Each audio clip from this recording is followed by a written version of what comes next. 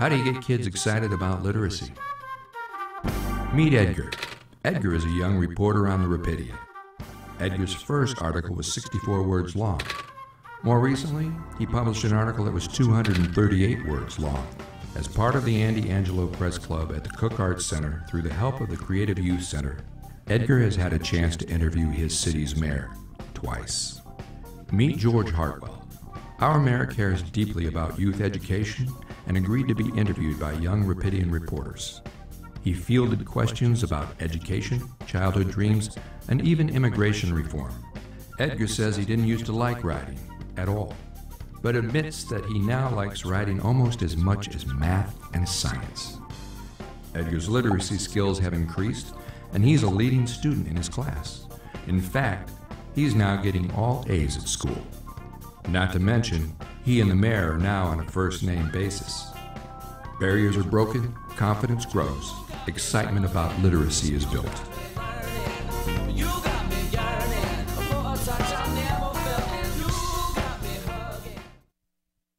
WYCE is a world of music. We aim to shine a light on underserved musical artists in a non-commercial format with no advertisements. Volunteers come in to create personalized music programming that broadcasts over the air at 88.1 FM to West Michigan and via the internet to listeners all over the world. These listeners sponsor our efforts, keeping WYCE independent and community-owned. Musicians use the station to broaden their audience and build support for their latest projects by submitting their music to be included in our broadcast and performing live in studio. Businesses find their customers Yes, no. through 1, 2, nonprofits 3, inform the 4, community to 5, mission, 6, and listeners 7, 8, stay informed 9, about local 10. events. Yeah, We just talk believe about that music Pay is a It and the powerful website. force that creates quality relationships in our community, that speaks to our emotions, and provides the soundtrack to our lives. Did read it, and How do you build a strong local food economy? Meet Chris. Chris is opening Osteria Rosa, a locally sourced Italian restaurant in a building brought back to life by 616 Development. But he doesn't know any local farmers to supply him with food year-round. This is Melissa. Melissa runs the Fulton Street Farmers Market and publishes a long list, even in the dead of winter, of available produce, meats, bakery goods, and more on the Rapidian. This is Amy. Amy wants to do more to support the farmers in her local food economy. Amy talks to Melissa, who introduces her to farmers at the Fulton Street Farmers Market, and Amy, in turn, publishes their stories, also on the Rapidian. Chris hears about the Rapidian and now has access to a local grocery list and information that he needs to make connections with local farmers. He feeds his patrons with local food year-round. Connections multiply. Meals are shared. A stronger local food economy is built.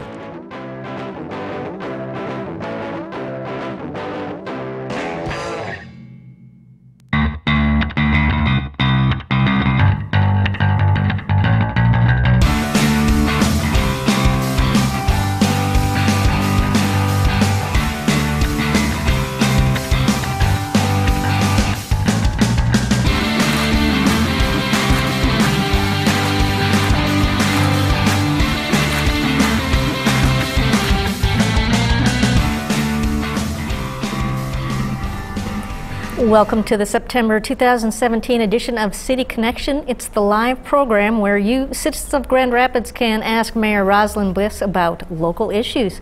With Community Media Center, I'm Linda Galash, and joining Mayor Bliss today on the show is Tom Almonte.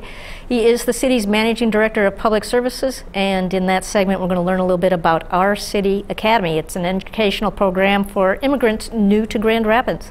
You'll also have opportunity. We have the phone number. The call line is 616-459-4881. Email as well, cityconnection@grcmc.org. Twitter works, it's GRTVaccess, or on the GRTV Facebook page. City Connection is broadcasting also today live at our Rapidian page, rapidian.org, and at GRTV's Livewire Channel 24. Mayor Bliss, welcome to the show. Thank you. It's good to be here. It's been the majority of the summer since we've done this show. How has everything been? It's been good and busy. In fact, I was just writing a list of things we can talk about for updates. But it's been a good summer, and yeah, it's been since June, hasn't it? It has. Wow. Yeah, so that's a lot. So I know the city's rolled out a few tech-related things like paying online for a number of services, reporting things on the 311 line. That's been is that a new app? It is a new app. So I think we've talked about this in the past. So the city's worked really hard to go through a process to create really a digital front door, as we keep calling it. And we've actually used a lot of input from community members. So we did a little bit of a different process. I shouldn't say a little. We did a significantly different process this time in creating our website and figuring out what we need to better serve the community by really listening to the community and saying, help us build what works for you. And so you'll see we have many of our services that are on the new website, although we still have more that will be rolling out over the next 5 months. But the big thing that we did is we put we call it Pay It, and so you can go online and you can pay all of your city bills, whether it's refuse or your water bill or your if you owe income taxes or property taxes, you'll be able to do that. You'll be able to have all of your accounts in one place under one username. I did my water bill and it was so easy. It kind of walks you through the entire process. And hopefully that's what others will experience, is just a easy to navigate process where that's one more bill that you don't have to worry about. You'll get notifications of when it's due, and then you can just have it automatically come out of your account, which will prevent late fees. And postage and all kinds of things like that. Yes. A number of those services are at no cost, although some there are a fee for paying online. So trying to make that, I take it, as easy and cost effective for everybody. Absolutely. And in fact, I just heard from our city treasurer, and John Glebinski is amazing. He's the one that's really led this charge with the Pay It and with bringing all of that together so it's easy for people.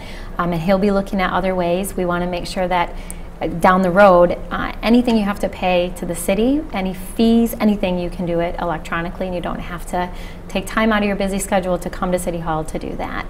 So he's working with other city departments that accept fees for whatever that case may be, business licenses, things like that. All of that will soon be online and available to the community. Simplified. That's our hope, right? You know, we've been doing this work for well over a year. And our hope is that it makes people's lives easier, right? Government should be committed to doing what we can to make people's lives easier, to make this a better city, an easier city to navigate. So that's our hope. And you mentioned the app. That's another one we're really proud of. So our new 311 app, if you don't have it, I encourage you to download it. It's really easy. You can report just about anything through the app. You can follow it, see when the case is open, see when it's closed, look at other reports that have been filed, and you can report a lot of different things. Garbage in an alley, graffiti, pothole, street light that's out.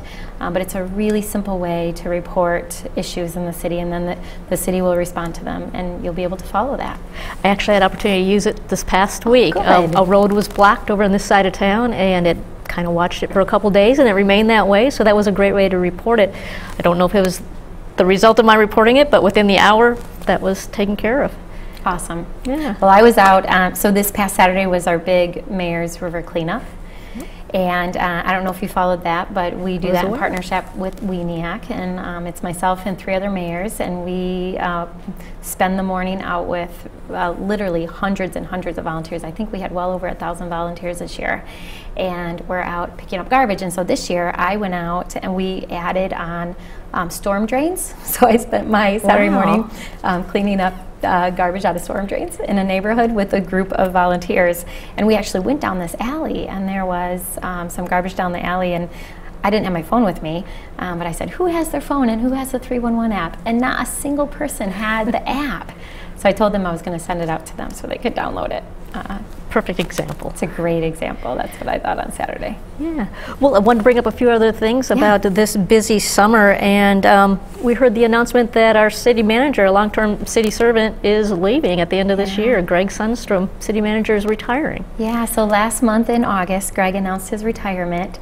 And you're right, he's been with the city for 35 years, a true public servant, has dedicated his entire professional life to our city, has spent his life kind of working in multiple city departments and then moving up in the organization to city manager, has been city manager for over 8 years.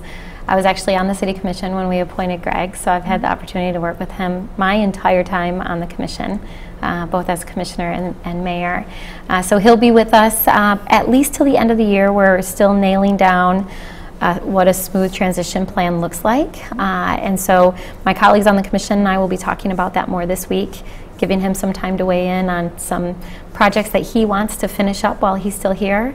And then we'll talk about a transition for him and an exact date, but it'll probably be early January. And then I anticipate that we'll probably need about 6 months for the search process. So we'll probably have an interim for a few months, and then that person will be in place until we have the new city manager hired. And that process has begun with the search firm, maybe? So we have an RFP out right now. Okay. So we haven't selected a search firm. We're still taking proposals from search firms, executive search firms. That RFP process closes later this week. Then a subcommittee of the commission will work with HR department and our procurement department to review all of those proposals, and then we'll make a recommendation to the full commission. I'm hopeful that at our September 26th meeting we'll be able to talk about transition plan so that everyone knows that we're really thinking about how do we make sure this is smooth and that we have stability, then also what search firm we decide to work with. And then once that search firm is in place, we'll lay out what the community process looks like for community input to create a community profile, and then there'll be recruitment and then interview process. And again, those both the community profile as well as we get down to some final candidates, we'll make sure that there's robust community input in the process. Okay, taking into account that you haven't had time to take in the community input yet, right. But what is the city looking for in its next city manager? It's a time of change around here. Yeah, it is.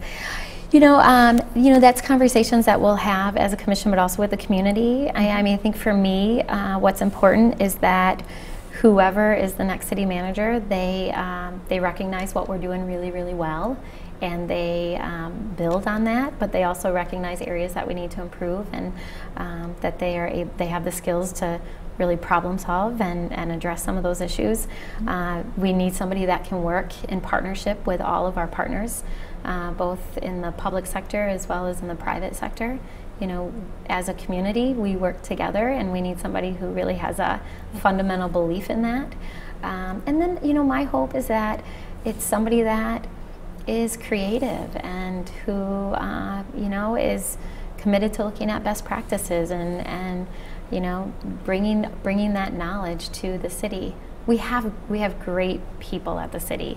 I think it's important too that the next city manager recognizes that and is also someone who builds on people's strengths and gives them freedom to be creative themselves. So the management skills, but also the community skills, I think are going to be important. Okay. Well, we've got a little over a minute before we take our first break, but you had, before we went on air, mentioned a few unique things going on right now, some projects, some initiatives. Yeah, so I have a list. I should tell you one thing, and maybe we can talk about this more afterwards. Sure. So we cut some ribbons on some parks this summer, so that was exciting.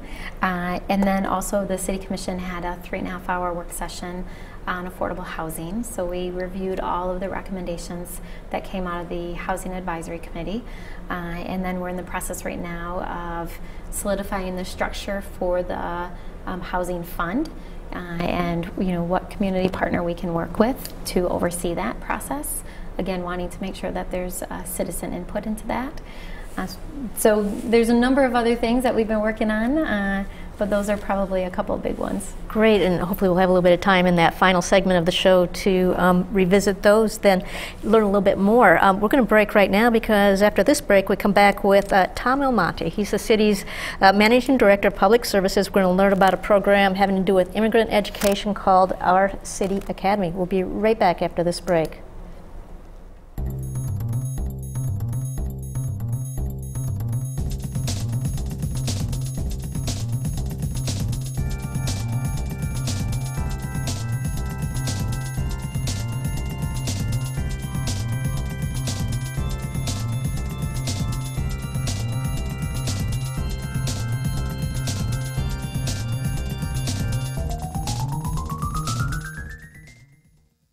The 5th Annual Michigan Inventors Coalition Expo will be taking place on Friday, September 15th and Saturday, September 16th. Join us at the Kellogg Hotel and Convention Center in East Lansing. If you are an inventor looking for product exposure, this event is for you. You will have an opportunity to pitch your product to a panel of judges and interact with experts in the field. The expo will also feature exhibition booths, speakers, and networking opportunities. Don't miss your chance to learn how to take your invention from an idea to the next level. Learn more about this event and available sponsorship opportunities today at MichiganInventorsCoalition.org. We look forward to seeing you there.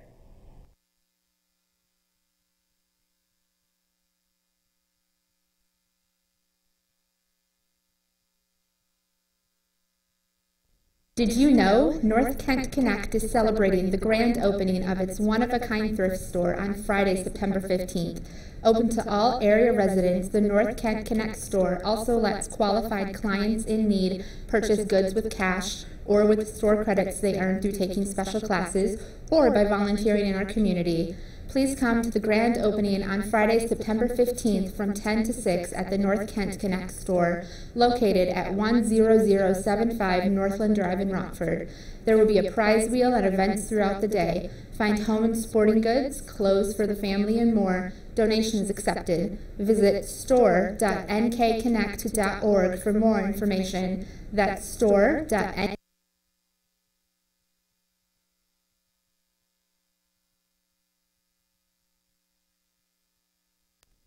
Did you know North Kent Connect is celebrating the grand opening of its one-of-a-kind thrift store on Friday, September 15th? Open to all area residents, the North Kent Connect store also lets qualified clients in need purchase goods with cash or with store credits they earn through taking special classes or by volunteering in our community. Please come to the grand opening on Friday, September 15th from 10 to 6 at the North Kent Connect store, located at 10075 Northland Drive in Rockford. There will be a prize wheel and events throughout the day. Find home and sporting goods, clothes for the family, and more. Donations accepted. Visit store.nkconnect.org for more information.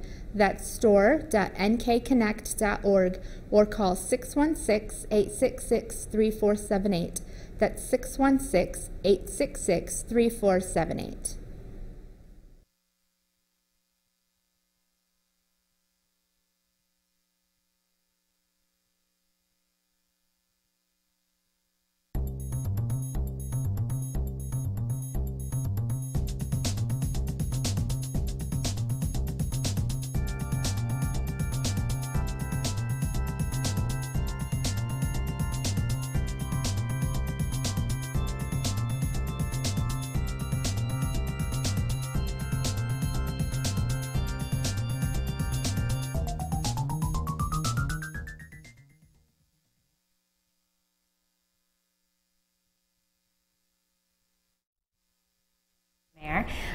Who manages a number of city departments and oversees a lot of important services at the city, and that is Tom Almonte, who is the managing director, one of our managing directors.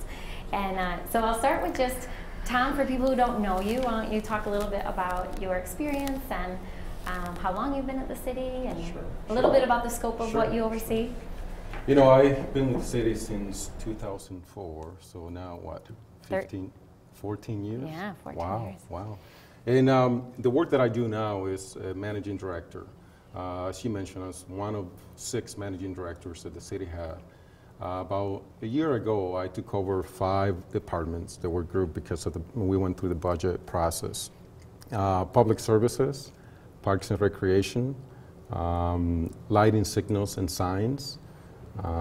We have in our service group, I mentioned parks and recreation. And we have OCC, which is the office that oversees children's and family, special events. So we have a variety of departments in our service group. And the reason why they were grouped together is because they actually provide service to the community. Yeah. And they're driven to support the community. Yeah. So. It's a big job. You've been doing a lot of work. I know one of the things that you were able to work on was our recycling and refuse program, and you kind of led us through the transformation of that department. And then with parks, you've been instrumental in some of the work around parks and the Parks Millage and overseeing that process. And then trees, forestry, which is what we hear a lot about lately, especially after some of the significant storms that we've had in town. Do you want to talk a little bit about Sure. some of As a matter of fact, one of the things that I want to mention to the viewers is that about 6 months ago, we went through a competitive process to identify a company to assist with how best we can use resources within our service group. You know, when you have 5 service group and you have $148 million that you have to, within the operation of those departments, the questions that we wanted to ask is how best do we utilize the resources within that service group? We have been engaged in that process. I think what is unique, Mayor, is that in a service group that size with over 500 employees, rethinking how do you use resources within that environment, I think it has been a good exercise for the city. I think the community should know that we are invested in identifying new ways in how we can share resources and new ways in how we can identify creative ways of utilizing the taxpayer dollars is what has been entrusted to the city. One of the things that have come out of that body of work, which, by the way, the community will know more about it by the end of the year, but is that no longer we can afford to think as single departments. You know, no longer we can afford to think that we are a single department within the city, but we actually more of a collective unit. Think of you know, when the community knock on the door, they actually see not just Parks and Recreation, but they actually see a single entity, the city of GR, you know. So the process that we have gone through is to identify new ways of being creative and how do we use resources within our service group. Yeah, you've done a great job Making of doing me sweat that. Here. Yeah, sorry. You're not on the hot seat, I promise. I promise. So Tom, you have also been you've done a lot of work in being a liaison for our Hispanic community, and actually have implemented a lot of changes at the city to make sure that we're providing information in Spanish. You've done outreach, and you do the regular radio station, radio show, I should say. And then earlier this year at my State of the City, I announced that we wanted to create an Our City Academy. So we wanted to send a really clear message that we're a welcoming city, and we wanted to start to connect individuals who are new to our community, who may not be familiar with city government and beyond, and so that they feel they have the information to connect in a meaningful way. So I had a couple meetings with you about it. And we have a team. We have a group that's working on that. We pulled together GRPS, and you have really led that planning process. And so do you want to talk about that? Sure. And I apologize for the That's all right. You know, one of the things that the community needs to know is that we have been attentive to the immigrant community for a long time. This is not something that, you know, it just happened this year or last year. I mean, when you look back in the history of the city, we have had investment in ensuring that everyone that comes into our community, whether you are the first time here, whether you are a new immigrant, whether you are immigrated here, you know, and you are second, third generation, that you actually have an opportunity to engage and be part of what is going on in our community. So the step that you mentioned, Mayor, and the idea of our city academy is actually the next step in the evolution of our thinking. I think that it should be comforting for the community to know that you actually are moving forward the work that has been done for many, many, many years. And this is a work that most recently we actually became a welcoming city. And that was a significant step in the city because it sent a clear message that we actually are welcoming to everyone in our community. Before I mentioned the work that we're doing related to our city academy, I think it's important for the community to know that the investment that we have made as the city commission, as the body of the city commission, has been significant. Most recently, we also accepted to any ID that's given by any of the council, whether it's the council from Mexico or any other in our community. We actually embrace and we are actually accepting anyone that has an ID that is given by those organizations as ID that they can use to open services, to conduct business in the city. So the next step of our City Academy is really the evolution of many years. Yeah. And to be honest, I'm very pleased to actually be working on a project like that, because it's one that it sends a clear message, not just to our community, but to the region. And there have been a lot of conversation related to how do we send a clear message to the community that we are a welcoming city? How do we send a clear message to the community that we actually care for the immigrant community? Yeah. And the step that you mentioned, Mayor, our City Academy, actually sends a clear message to everyone that you're invested and that we are invested in the immigrant community. This is designed actually to take immigrants, they are, whether you're new to the community, whether you have been here for a long time, or whether you come from a different state, it makes no difference what the condition is. It actually takes you through a class, a 6-week class, so you can actually become knowledgeable about city government. You know, one of the challenges with someone that moves new to our community is actually not knowing how government works. You know, and we take it for granted. You know, we say, you know, how do you open an account? How do you what it means if I get stopped by a police officer? So those are the things that, the basic and foundational things that we take for granted, that we can actually provide that in a setting that's comfortable for someone that is new to our community, and they can actually engage in the conversation in a safe space to learn more about city government. Because at the end of the day, Mayor, the reality is that we want everyone in our community to be knowledgeable about city government and actually to be engaged and not to feel like they're not part of the community, right. You know. So. Yeah.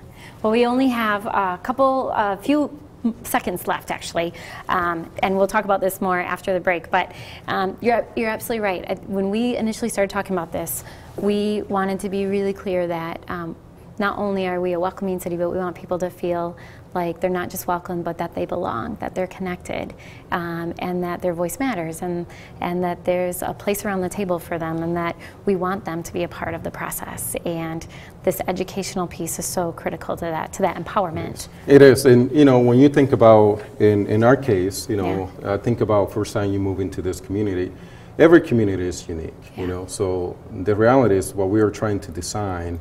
And it was your vision, Mayor. You know, we took your vision and we actually formed a team. And it's a team of partners in the community. Includes, you know, GRPS, and includes, you know, other immigrant groups in the community. All of them came together because they actually believe that this is the next, you know, when you think about the evolution of the city and how you provide services to the community, to the immigrant community, this is the next level in how you do that. Yeah. So it was actually received quite well by all of the partners in the community, and I'll be delighted to share some more about this in a few minutes. All right, thank you, Tom. Thank you so much for being here. Definitely. So we're going to take a short break, and then we'll be back and we'll answer some more questions. Thank you. All right, thank you.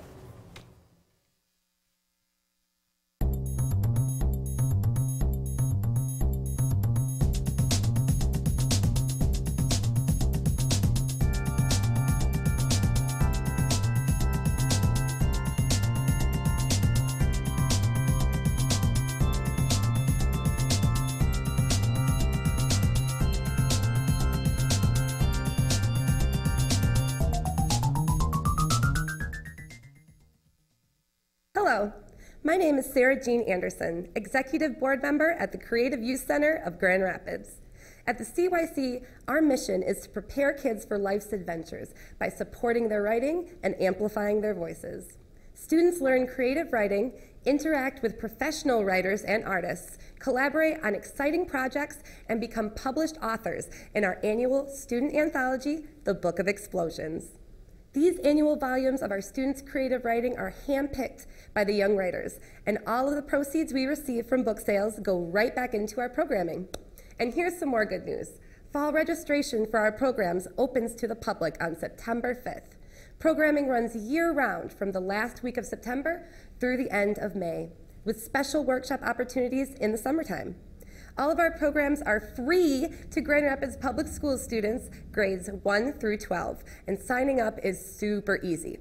All you've got to do is visit our website, creativeyouthcenter.org, and click on Registration and Info. All programs are conducted at our storefront located at 413 Eastern Avenue Southeast in Grand Rapids, Michigan. We're proud to say that students enrolled in our after-school creative writing programs reported better grades and increased reading comprehension at the end of the year.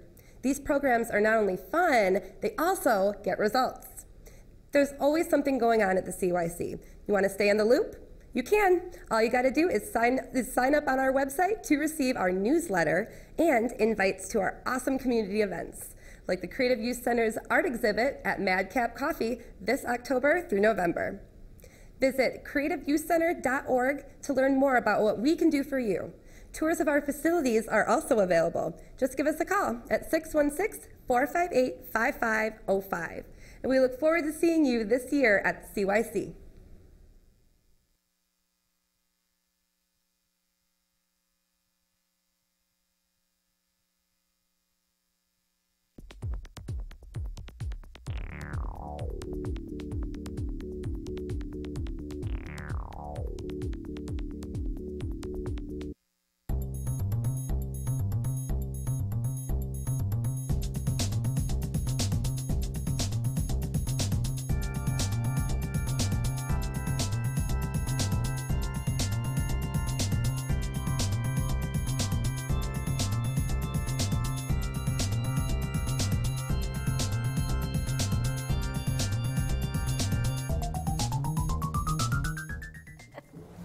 Welcome back to City Connection. This is live on GRTV, and it's your opportunity to learn a little bit more about public services. We have in the studio with Mayor Rosalind Bliss, we have Tom Almonte, and he's Managing Director of Public Services, and we were learning quite a bit about our academy. Our City Academy. Our City Academy, and want to dig into that a little bit more, but also I heard mentioned that trees is under your purview, and how did we fare with all the winds lately that took out a lot of trees in the area? Mm-hmm. Well, you know, and I got to say, our park director, David, he is outstanding. He's doing an outstanding job. We have an outstanding team. We have a forester that is, I believe, one of the best in the nation. Mm-hmm. So we have a very strong team. One of the things that was completed not too long ago, it was an inventory of all of our trees. And what came out of that inventory is that we actually have about close to 1,600 trees. They are priority 1. And you will say, what is priority 1? Well, priority 1 is our trees that are dead, and anytime they can cause harm or damage property. So what we did is we actually took that inventory and completed, in the city we use a form of identifying what the problem is and what is a solution, potential solution, and we did an A3, that's the name of the process. But long story short, there's an item before the City Commission tomorrow that's actually to make an investment to address all of those trees that we have in the community, about 1,600 of them. They are potentially can harm the community. But believe it or not, we have close to 86,000 trees that we manage in our inventory. So although we're talking about only 1,600 of them, they are in that condition. We engaged in a conversation to actually quickly address that. We know that the weather can change any time, and any of those trees can be potentially can harm the community. So there will be a conversation tomorrow with the City Commission, and you will see an initiative that will begin in the fall of this year for the next 6 months to actually try to remove all of those trees from the community. At the end of the day, we want the community to be safe, and so we believe that by making that investment, and it's a substantial investment, they will be making, but by making that investment, we can ensure the community is safe. And then we have to figure out how to plant more trees because Yeah, we still have a tree canopy goals. And we do. We have these goals of a certain percent of tree canopy. When you count those still standing dead trees, I don't know that they're among the tree canopy. Are they in that count? Well, they are in that count because although they're dead, you know, they were part of the canopy. But one of the things that the mayor and I appreciate the guidance that she provided to the staff. But one of the things that she mentioned is, you know, if we're going to remove that many trees, you know, who's going to plant trees? You know, obviously the process that we're taking is to remove the trees that can potentially harm the community. But one of the things that we're going to be announcing too is an opportunity for anyone that wants to plant a tree. So if we remove a tree in front of your house and you want to plant a tree, you're going to have an option to do that. And we want to get very creative where you can actually purchase the tree at a very low cost. We're working with nursery in the area, and we will give you the opportunity to do that, work with you. But the idea is that we can restore the canopy, which we not only we have a goal of a canopy in our community, but we don't want to remove that many trees and actually you know, reduce the canopy that we currently have. We know the trees are, you know, not only provide a benefit to the community, but my house is worth, I'm sure, more because of the 2 trees that I have parked in front of me. It's true. It's true. So we are very mindful about the necessity of planting trees, but the initiative that you're going to see in the next 6 months is actually to remove the trees that are dead. And we will begin the process of creating a proactive approach. We just cannot afford anymore to be reactive in how we maintain trees. And so we are in the process of creating a process that will be more proactive. And definitely we'll have to include the community. There's no way we can complete this body of work without the community, so they will be included in the process. So you might have a tree that's going to be removed. I love trees. So you say harm to the community. It could be it's going to fall on something. It could be diseased. And when you're making your plan to move forward, do you look at different varieties that are fast growing, slow growing, resistant to disease? And at one point there must have been, you know, Dutch elm trees must have been very popular, and then they're susceptible. As a matter of fact, I'm glad you mentioned that because most of those trees, they are dead or they're close to dying. There are maple trees. Yeah. Oh. And believe it or not, I didn't know this. I became an expert in trees recently. I've learned a lot about trees. I learned a lot about trees. But believe it or not, but the life expectancy of a maple tree is about 50 years. Yeah. Where they were planted, you know, 60, 70 years ago, you know. So the majority of those trees that are going to be removed are trees that they were planted. And in a way, it was to, you know, we want to plant a tree, but without thinking of the fact that in 50 years from now, you know, we were going to have a mass number of trees that were going to be dying. So to your point, our forester, he now had created an inventory of what kind of trees. We want to diversify our inventory. So 10 years from now, 20, 40, 50 years from now, we don't want to be in the same situation that we are now. We have large volume of maple trees that are dying. And we not only want to diversify our tree stock, but we also, our philosophy is the right tree in the right place. So there are trees that you can plant that only get so tall underneath lines that are, you know, at a certain height. And then there are other places you shouldn't be planting trees like that, because that's when you get the terrible, you know, cutting back of trees. And so again, it's not just making sure that we diversify our stock, but we're planting the right tree in the right location. Okay. It's really important. And a point that I made, the mayor is the first one to remind, we cannot do this alone. We're going to need the community, we're going to need you, everyone in the community to partake and be part of the solution. If we want to reach the canopy goal that we have, everyone has to be part of the process. So stay tuned, because we're going to ask you to engage. That's right. Sounds good, and I bet there's a lot of other people excited. You're going to be digging holes, aren't you? You had mentioned your oversight is in some very interesting areas. Parks are involved in that as well, and so trees and parks definitely go together. But more than that, Mayor, you were saying a couple new park unveilings with upgrades. So tell a little bit about that. We did, and then we broke ground on a number of parks this year. So you will actually see right now construction going on. So just a few weeks ago, I was at the groundbreaking. I guess not really groundbreaking, but the launch of the construction. So you'll see work being done at Aberdeen, at Ball Perkins, at Alexander. We've done quite a few parks. Yeah, those were the recent ones I was at. Yeah, those are the most recent one. But we have, and for the community, we have a list of all of the parks that we're going to be. Remember, by the end of the 7-year millage that we are working through. By the way, thank you to the community. Yes. We're going to touch every park that we have in the community. So every year there's a list of parks that we're making investment. And we're really grateful for the community for the investment that they have made. Without the community, we wouldn't be here today. Yeah. We opened up Camp Awe, so that has a new splash pad. Roosevelt has a new splash pad.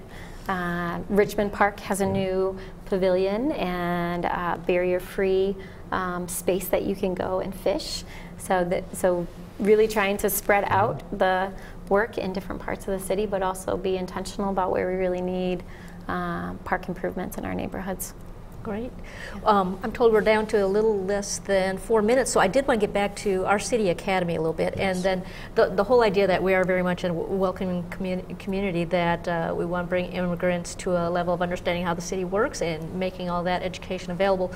You gave some specifics, like how to get involved in city government, but talk a little bit about the 6-week class and how you can broadly service many different language backgrounds and experiences. And as a matter of fact, we're, as I mentioned before, this is really the vision of the mayor. It was an idea that she came running in my office and said, "Tom, I have a great idea." And, to be fair, I read about it and I thought, I read a similar idea, kind of, and we made it. But you know that you have a great idea when then you can get a group of people to join and say, "We want to work on that."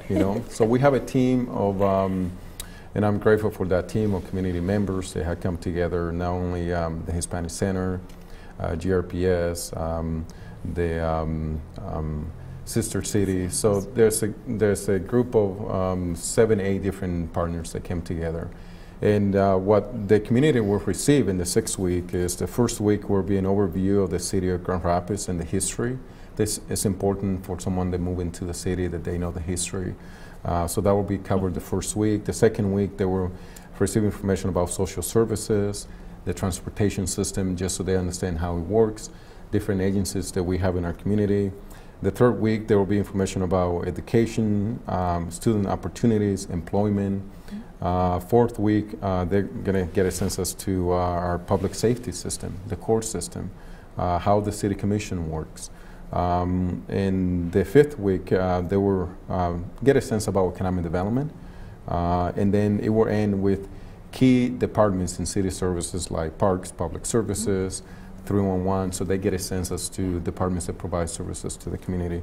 So the 6 weeks are designed to actually walk someone through quickly through a process of getting a good sense as to what it means to be engaged and how they can engage in the community. Yeah, an example, when I was talking to Tom about this months ago, I had a community member say to me that they were asking me questions about our water, and they were asking me, can they drink the water out of our tap? And because the country that they came from, they couldn't. And so not even under, they were asking me, where does the water come from and how is it get in the pipes? And even not, it's a complicated system, right? And so I think even we have to be mindful and not just assume that someone that comes from a country that doesn't have a wastewater treatment facility like us or a water system like this, like ours, that they understand that system. And not only that, public safety. Yeah. We take even government in general. They might come from a place where government means something completely different, and when we ask to engage and work with your local government, they might hear the message of stay away. You don't want to connect with the government. You don't want them to know who you are. So this is a way of providing information so they can get a really good sense as to what it means to be in the city of GR and be a Grand Rapidian, and that's what the 6th week is designed. And I'm grateful that we had 2 partners. I'm not going to mention who they are. That they have agreed to launch this. It will begin in November of this year, more to come. I'll let the mayor announce who the partners are. Well, look forward to hearing that. We're excited. But Tom's been doing a lot of work on this, I have to say. And you can imagine my time is pulled. I'm pulled in a lot of different places. And when I talk to Tom about this, I'm always, you know, when I talk to city staff about ideas, I'm always like, do you think it's a terrible idea? Do you think it's a good idea? Do you think we can do it? And you know, Tom was really eager to help, and so were our community partners. But Tom's done a lot of heavy lifting on this. Well, thank you. I'll pay you later. Yeah. Well, I do look forward to hearing it, you know, what the team comes together with, some more of these details down the road. But thanks for being our guest today. Tom Almonte is Managing Director of Public Services at the City of Grand Rapids. Thank you again. We'll be back after this break.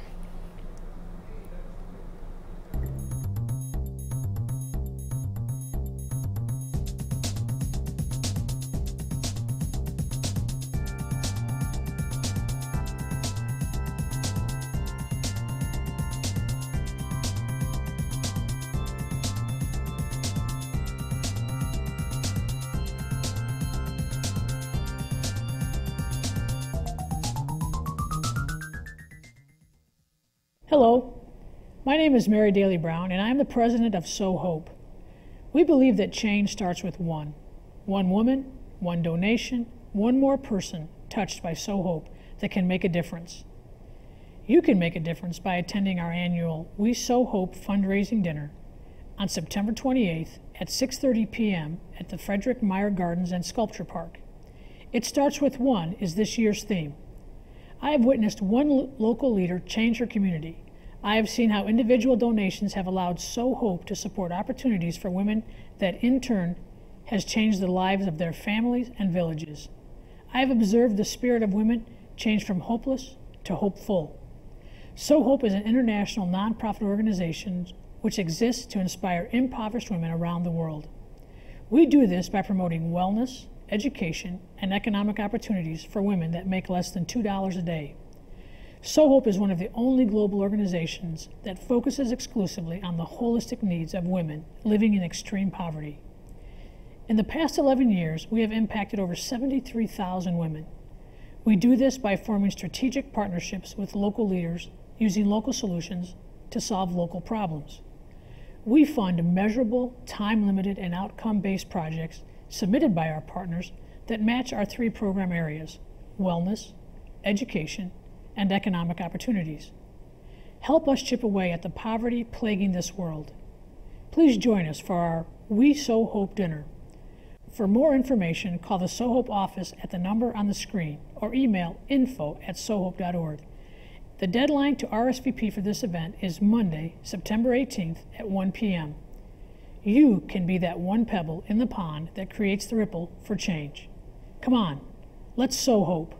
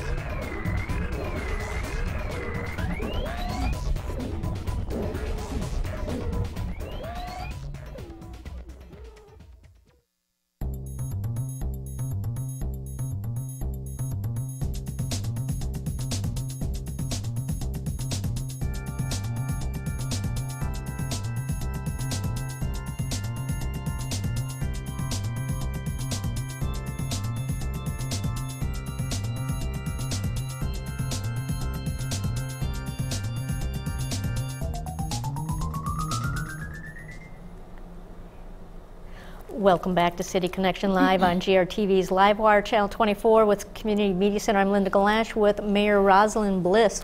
What a great visit with a co-worker of yours, Tom Almonte. He's a managing director with Public Services. Great information there. Yeah, he's amazing. He's a joy to work with. Great.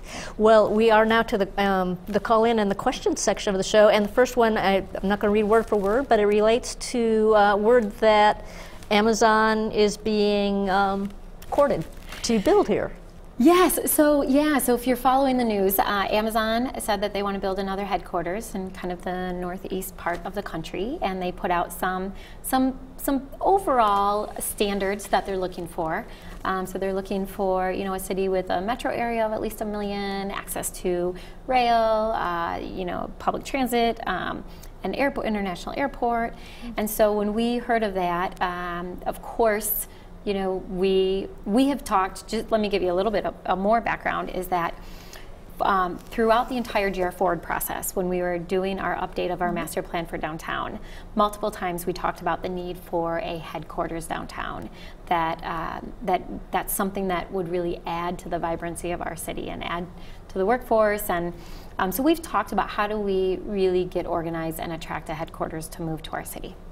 So there's been talk of that for some time, and then this announcement from Amazon came, and of course, like, you know, we know it's a very competitive process, but you know, we're a great city, and let's at least explore potentially competing with other cities and saying, Amazon, you should look at Grand Rapids. So that's what we're doing right now. We're really, it's an exploration stage. We have a copy of actually we don't, but the Right Place, which is our regional economic development organization that we work with and the surrounding area works with. They have a copy of the RFP. They are actively looking at it to see if we meet the criteria and if we can apply. So they're pulling a team together. The city will be around that table, and we'll see if we can make a pitch. And you know, even if we don't get selected, I think even thinking about what do we need to do to truly attract a headquarters is an important discussion to have. Talk a little bit why seeking a headquarters is in the plan. I mean, I understand the difference between that and, say, an industrial park where it's a whole different sort of business here in town. Yeah, so it really adds to the workforce and job availability, and then also with that often comes a lot of investment and typically a range of jobs, including high-paying jobs. And then obviously that adds to, you know, the overall economy, but also stability. So typically at headquarters they have a large number of jobs, and there's quite a bit of stability that comes with that. Do you usually have fewer requests for tax abatements when it's this sort of thing versus building a huge industrial facility? Yeah, you know, the tax abatements that are available are different. I mean, we have industrial tax abatements very specifically for industrial use, or for brownfields if you're redeveloping a you know, brownfield or contaminated site. There was a new package that was passed at the state level. Some call it a super brownfield. So that's around development. So if you have a development that is going to invest over $100 million in the development, there's a whole host of incentives now through MEDC. And then there was also the Good Jobs package that was passed, and that was if you can attract a significant number of jobs, then that company, so this, you may have heard about this, the governor was trying to court a company to the state and really wanted to be able to compete with some surrounding states. And that's where some of that Good Jobs package came from. But that's heavily contingent on creating jobs and bringing new jobs, not shifting jobs in the state, but bringing brand new jobs to the state. So there are some potential incentives, but truly the Michigan Economic Development Corporation is at the table and is a part of that, because those are incentives that have to be approved by the state as well. Okay, thanks for that explanation, and wait to hear more about that. Yeah, so we'll see. All right. Another question here. It says, this one from Amari, it's like, how do you respond to being labeled a union buster during the protests of the Labor Day Bridge Walk? Well, that must have been fun. Yeah, you know, I fundamentally respect people's right to free speech and to share their opinion. And you know, it's no secret. I serve on the Rapid board. It's a regional board. I'm not the only one. I'm not the only city represented.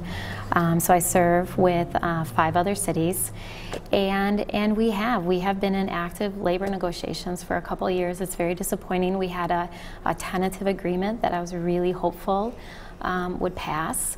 and we really thought it would pass. It was voted down by the union, and so we're back at the negotiation table, and labor negotiations can become difficult, and but where we resolve problems is at the negotiation table, and we have a team from the Rapid who's working on that, and we're really committed to coming to compromise.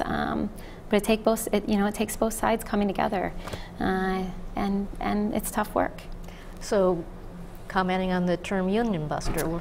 Yeah, I mean that's people call me a lot of things, and I don't agree with it. I am not going to argue with someone's opinion. I mean, people get angry at me for a lot of different things, and I've been called I've been called a fair share of ugly names since I have become mayor. And that, I get people are upset and they're frustrated and they're angry, and it's quick to label somebody something when you're frustrated and angry. Personally, I don't think, for me, there's a process that we're really trying to work through to come to a fair agreement, and I'm really committed to that. Thanks for answering that. We want to talk a little bit more about affordable housing. We look around, and every week when you drive through this west side, downtown area, you can see the progress, the building, but you do wonder, what does that leave for affordable housing? Yeah, this has been a topic that has that we have wrestled with at the city for virtually my entire time as mayor, and even before I was mayor, I was attending meetings for the housing strategy work group. So you may recall that earlier this year, part of our budget, we created an affordable housing fund, and with that we put aside $1.2 million. Funds from a number of different spots, but largely from incentives that we were capturing. And then I appointed a housing advisory committee, which was a large committee, really diverse group, and they had a couple charges. One was to make recommendations about the makeup and structure of the Housing Fund Oversight Committee. Secondly, to review all of the recommendations that came out of the Housing Strategy Work Group, which was very lengthy, and to prioritize them and say, okay, what are the things we can do right now to have an immediate impact? What are midterm things we can do, and what are long-term things that we can do? So the Housing Advisory Committee met for about 6 months, and they brought forward 11 recommendations from that work. So Commissioner O'Connor led that committee, and in August we had the full City Commission. We had a 3.5-hour work session, where basically the full commission was briefed on the 11 recommendations, along with some recommendations around the housing fund.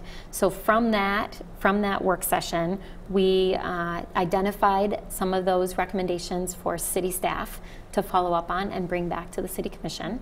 So some of them were around some zoning changes, planning department recommendations, community development. So one of them was we wanted to increase our down payment assistance program, so put more money into it, but also increase the amount. So right now we have a down payment assistance program up to $5,000. We know in this market that's probably not enough, so we're looking at increasing that to $10,000.